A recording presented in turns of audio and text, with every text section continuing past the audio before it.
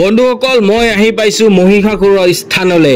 এই ঠাইতে মহিষাসুৰে আগতে নিজৰ ৰাজত্ব চলাইছিলে আৰু নিজৰ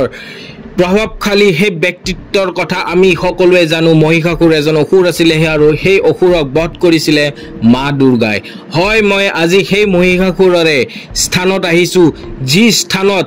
এসময়ত মহিষাসুৰে নিজৰ ৰাজত্ব চলাইছিলে আৰু সেই স্থানতে আজি এটা বিশেষ মন্দিৰ আমি আজি আপোনালোকৰ মাজত ভিডিঅ'ৰ মাধ্যমেৰে দেখুৱাবলৈ যত্ন কৰিম। সেই মন্দিৰটোৰ নাম হৈছে চামুণ্ডেশ্বৰী মন্দিৰ। শক্তিপীঠ হয় আৰু এই মন্দিৰটোত বহুতো মাহাত্য আছে। আজি এই ভিডিঅ'টোত আমি জানিবলৈ যত্ন কৰিম যে এই মন্দিৰটোত কি মাহাত্য আছে, এই মন্দিৰটো কেতিয়া বনোৱা হৈছিলে, এই মন্দিৰটোত আপোনালোকে যদি আহিবলৈ বিচাৰিছে তে কি ধৰণে এই মন্দিৰটোত আপোনালোকে আহিব পাৰে, এই সকলো বস্তু আজি এই ভিডিঅ'ৰ মাধ্যমেৰে আমি জানিবলৈ যত্ন কৰিম। চাই থাকক মোৰ ভিডিঅ'টো।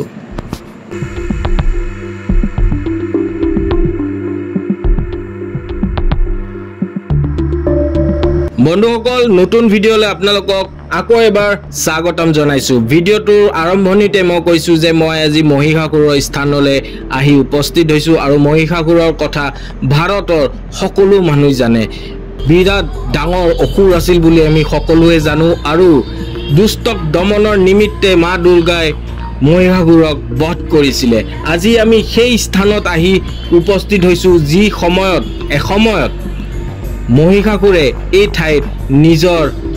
ৰাজ্য চলাইছিলে। আজি আমি সেই স্থানত আহি উপস্থিত হৈছো আৰু এই মন্দিৰটো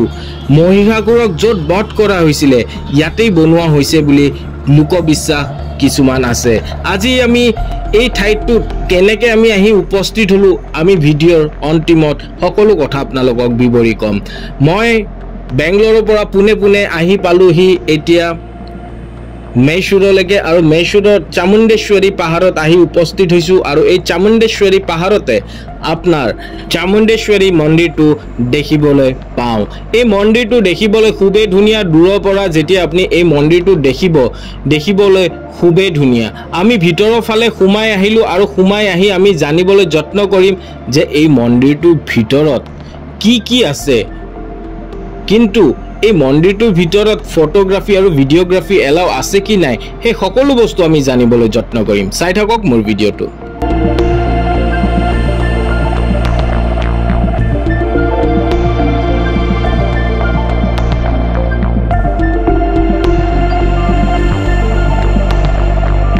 মন্দিৰৰ ফালে সোমোৱাৰ লগে লগে আমি দেখিবলৈ পাওঁ যে মন্দিৰৰ মূল প্ৰৱেশ দুৱাৰত নোসোমোৱাৰ আগতে কিছুমান ফুল মালাৰ দোকান আছে। আপোনালোকে যদি মন্দিৰৰ ভিতৰত ভাবে যে মাক আপোনালোকে ফুল মালা বা নাৰিকল বা ফুল তুলসী যিয়েৰে নহওক আপোনালোকে যদি পূজা কৰিম বুলি ভাবিছে তেনেহ'লে ইয়াৰ পৰা আপোনালোকে সকলো বস্তু কিনিবলৈ পাব। কল দেখিবলৈ পাইছে, ইয়াতে মালা আছে, কিছুমানে আকৌ ইয়াতে ফ্ৰুট চালাড বিক্ৰী কৰি আছে। ইয়াতে আপোনাৰ ফুল দেখা পাইছে আৰু ইয়াতে কল আছে, ইয়াতে ফুল আছে, নাৰিকল আছে। এই সকলো বস্তু ভিতৰত আপোনালোকে পূজাৰ কাৰণে লৈ যাব পাৰিব আৰু খুবেই ধুনীয়া পৰিৱেশত এই ঠাইটো আছে। আপোনালোকে যেতিয়া ইয়ালৈ আহিব আপোনালোকে নিজে দেখিব যে এটা খুব ধুনীয়া পৰিৱেশত এই সকলো বস্তুবোৰ আছে আৰু চাই কেনে আপোনালোকে খুবেই ভাল পাব। আপোনালোকে যদি মাৰ তাত আহি কেনে দৰ্শন কৰিম বুলি ভাবিছে ইয়াৰ পৰা আপোনালোকে ফুল মালা বা নাৰিকল যি ব্যৱস্থা আছে পূজাৰ সামগ্ৰী সেইখিনি গোটেইখিনি ইয়াতে পাব। আৰু এতিয়া আমি মন্দিৰৰ ভিতৰৰ ফালে যোৱাৰ আগতে আমি গম পালোঁ যে ইয়াতে টিকেটৰ ব্যৱস্থা আছে। এতিয়া মই টিকেট বিচাৰি ভিতৰৰ ফালে যাওঁ আৰু যাই কেনে জনাৰ চেষ্টা কৰোঁ যে ইয়াতে টিকেটৰ কাউণ্টাৰ ক'ত আছে আৰু টিকেটৰ কাউণ্টাৰত টিকেটৰ দামনো কিমান। এই সকলো বস্তু আজি জানি লওঁ, জানি আপোনালোকক ভিডিঅ'ৰ মাধ্যমেৰে জনোৱাৰ চেষ্টা কৰিম। চাই থাকক।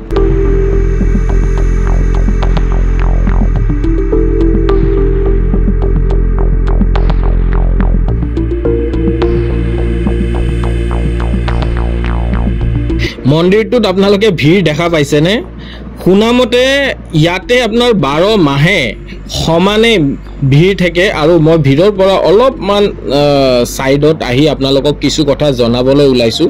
যে এই মন্দিৰত যদি আপোনালোকে আহে তেনেহ'লে এই মন্দিৰত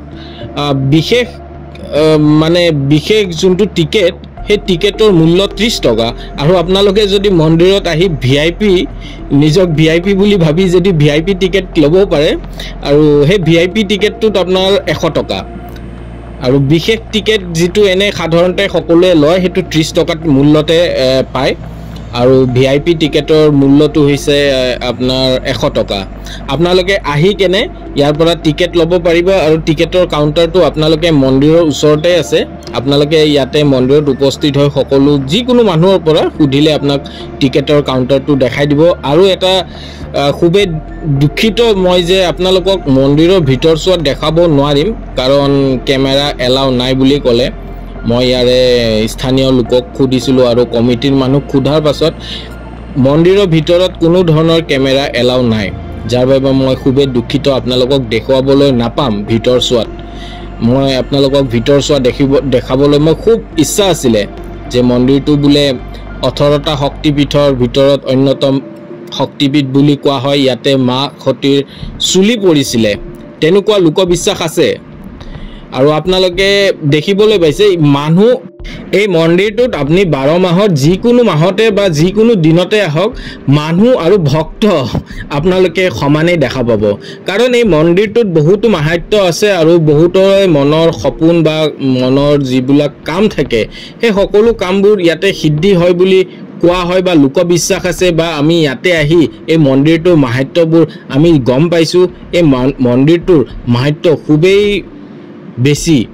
আমি যেতিয়া ইয়াতে আহিম বা আপোনালোকে যেতিয়া আহিব ইয়াতে তেতিয়া আপোনালোকে এই মন্দিৰটোৰ কথা আপোনালোকে গম পাব খুবেই ধুনীয়া স্থানত আছে পাহাৰৰ ওপৰত আছে আৰু পাহাৰৰ ওপৰত এই মন্দিৰটো থকা বাবে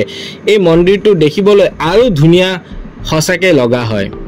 এইবোৰ আপোনালোকে মাৰ ওচৰত যেতিয়া ভিতৰলৈ যাব এই প্ৰসাদসমূহ আপোনালোকে মাৰ ওচৰত লৈ যাব পাৰিব ইয়াতে সকলো ধৰণৰ বস্তু উপলব্ধ আছে আৰু মন্দিৰটোৰ বাহিৰত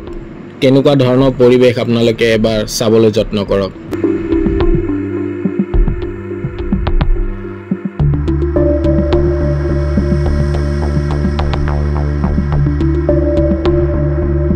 আপোনালোকে যদি চামুণ্ডেশ্বৰী মন্দিৰলৈকে আহিম বুলি ভাবি আছে বা আপোনালোকে ভাবি আছে যে চামুণ্ডেশ্বৰী মন্দিৰত কেতিয়া আহিব পাৰি বা চামুণ্ডেশ্বৰী মন্দিৰত কি ধৰণে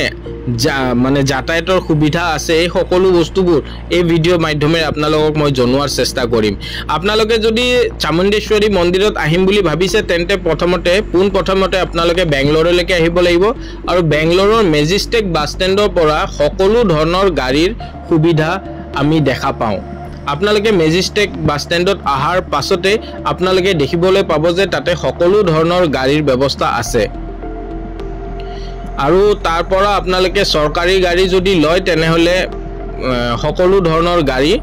আপোনাৰ তাতে উপলব্ধ হয় আৰু কম টকাতে আপোনালোকে মাইসুৰ যাই পাব আৰু যদি আপোনালোকে ভাবে যে প্ৰাইভেট গাড়ীৰে আমি মাইসুৰ যাম তেনেহলে আপোনালোকৰ অলপ বাজেটটো বেছি হ'ব পাৰে যদি আপোনালোকে ভাবে যে নহয় আমি চৰকাৰী বাছত যাম তেনেহলে অতি কম মূল্যতে আপোনালোকে মাইসুৰ যাই উপস্থিত হ'ব মাইসুৰত আহি পোৱাৰ পাছতে আপোনালোকে মাইসুৰৰ পৰা চামুণ্ডী পাহাৰীলৈকে যাব লাগিব তেতিয়াহে আপোনালোকে চামুণ্ডেশ্বৰী মা মন্দিৰত দৰ্শন কৰিব পাৰিব মাইসুৰৰ পৰা চামুণ্ডেশ্বৰী মাৰ মন্দিৰটোৰ দূৰত্ব নাই কমেও 13 কিলোমিটাৰ আপোনালোকে ইয়ালে আহি এই মন্দিৰটোৰ দৰ্শন কৰিব পাৰিব আৰু এই মন্দিৰটোৰ এটা বিশেষ মাহাত্য আছে এই মন্দিৰটোৰ ঠাইটোতে মহিষাসুৰক বধ কৰা হৈছিল এই কথাটো ইয়াতে লোকবিশ্বাস আছে আৰু আমি স্থানীয় মানুহৰ পৰাও এই কথাবোৰ আমি জানিবলৈ পাইছো যে এই ঠাইতে মহিষাসুৰক বধ কৰা হৈছিল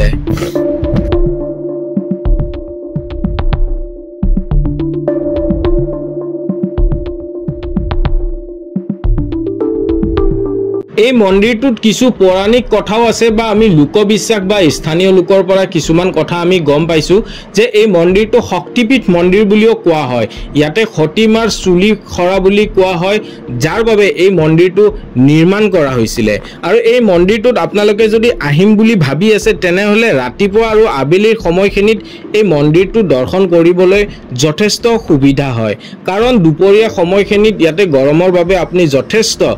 অসুবিধাৰ সন্মুখীন হ'ব পাৰে গৰমৰ বাবে তাৰ কাৰণে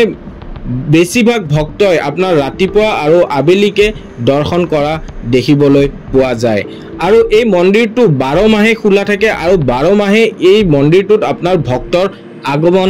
দেখিবলৈ পোৱা যায় তাৰে মাজতে সেপ্টেম্বৰ আৰু অক্টোবৰ মাহত যদি আপুনি আহে তেনেহলে সেই সময়খিনিত যথেষ্ট পৰিমাণৰ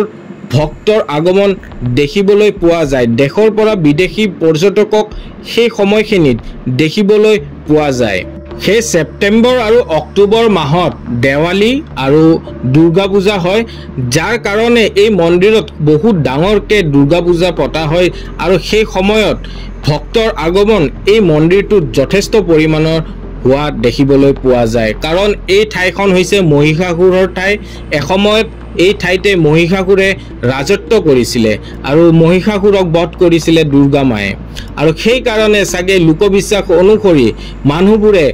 দেৱালীৰ সময় আৰু দুৰ্গা পূজাৰ সময়ত ভক্তৰ আগমন যথেষ্ট পৰিমাণে বৃদ্ধি হয় আৰু যাৰ বাবে আমি দেশৰ পৰা বিদেশী পৰ্যটকৰ আগমন এই মন্দিৰত দেখিবলৈ পাওঁ আপোনালোকে যদি এই মন্দিৰত আহিম বুলি ভাবি আছে তেনেহলে আপোনালোকে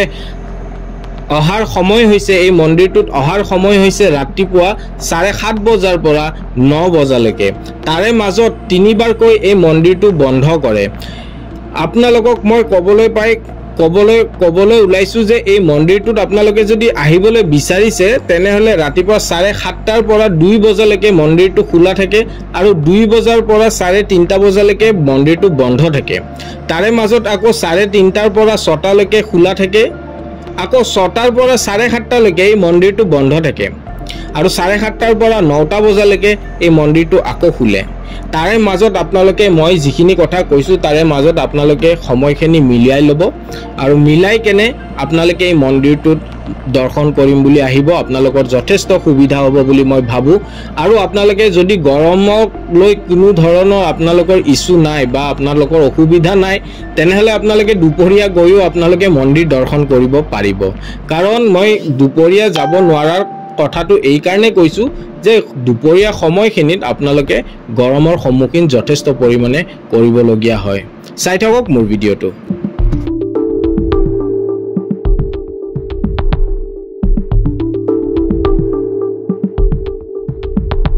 মন্দিৰ দৰ্শনৰ পাছত মই বাহিৰলৈ ওলাই আহিলো আৰু মই বৰ্তমান উপস্থিত আছো মহিষাসুৰৰ নগৰত এসময়ত এই ঠাইটো মহিষাসুৰে ৰাজত্ব কৰিছিলে আজি সেই ঠাইত মই আহি উপস্থিত হৈছো আৰু এই মন্দিৰটোৰ চাৰিওফালে আপোনালোকে সৰু ডাঙৰ যথেষ্ট সৰু কিছুমান মন্দিৰ দেখা পাব আহিলে আপোনালোকে ইচ্ছা কৰিলে দৰ্শন কৰিব পাৰে আৰু আপোনালোকে যদি চামুণ্ডেশ্বৰী মন্দিৰত আহি দৰ্শন কৰিব বিচাৰিছে অতি কম টকাত তেনেহলে আপোনালোকে প্ৰথমতে বেংগলোৰৰ মেজিষ্টেক বাছ ষ্টেণ্ডলৈকে আহিব লাগিব বেংগলোৰৰ মেজিষ্টেক বাছ ষ্টেণ্ডৰ পৰা চৰকাৰী বাছ থাকে আৰু চৰকাৰী বাছৰ যথেষ্ট পৰিমাণে কম টকাতে আপোনালোকে মাইসুৰ পাব বেংগলোৰৰ মেজিষ্টেক বাছ ষ্টেণ্ডৰ পৰা মাইসুৰলৈকে আপোনালোকে আহিব লাগিব আৰু মাইসুৰত আহি মাইসুৰৰ সিটি বাছ ষ্টেণ্ডৰ পৰা চামুণ্ডী পাহাৰলৈকে আকৌ আপোনালোকে বাছ পাব সেই বাছেৰে আপোনালোকে আহি চামুণ্ডেশ্বৰী মন্দিৰ দৰ্শন কৰিব পাৰিব কিন্তু মাইসুৰ সিটি বাছ ষ্টেণ্ডৰ পৰা চামুণ্ডেশ্বৰী পাহাৰৰ দূৰত্ব 13 কিলোমিটাৰ কিন্তু আপোনালোকে যদি প্ৰাইভেট গাড়ীৰে যাব বিচাৰে তেনেহলে সেই গাড়ীবোৰৰ পইচাটো যথেষ্ট পৰিমাণে লোৱা দেখা যায় সেই কাৰণে আপোনালোকে যদি বাছত যায় সিটি বাছ ষ্টেণ্ডৰ পৰা যদি বাছত যায় চামুণ্ডী পাহাৰলৈকে যথেষ্ট কম টকাতে আপোনালোকে চামুণ্ডেশ্বৰী মন্দিৰ দৰ্শন কৰি ঘূৰি আহিব পাৰিব জিয়ান হক বাৰু মোৰ ভিডিঅটো চাই আপোনালোকে কেনেকুৱা পালে মোক এবাৰ জনাবচোন যদি ভাল পালে তেনেহলে মোৰ ভিডিঅটো লাইক কৰিব শেয়াৰ কৰিব আৰু সাবস্ক্ৰাইব কৰিব নাপাহৰিব আপোনাৰ এটা সাবস্ক্ৰাইবে মোক মোটিভেট কৰে আৰু নতুন ঠাইত গৈ এটা নতুন ভিডিঅ আনাত সহায় কৰে এতিয়ালৈ এই ভিডিঅৰ পৰা মই বিদায় খুজিছো ধন্যবাদ আৰু সন্মুখত আছে মহিষাসুৰৰ মূৰ্তি আপোনালোকে চাই কেনেকুৱা পালে মোক জনাব